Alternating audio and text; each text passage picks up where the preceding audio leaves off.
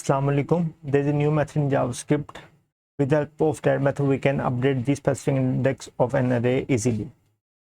Suppose I create an array that is equal to 1, 2, 3, 4. Now I want to change the second index value with new value. If I use array.with, with method takes two parameters. First parameter is index. I want to change the second index value, and second parameter is the value. What value I want to change? So I want to change it with value string a.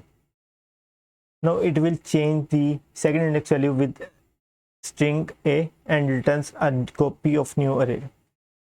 So I will store it in a new array. Let new a equal to this. Now a.with method returned a new array with updated value. If I console.log new array, it will give me updated array.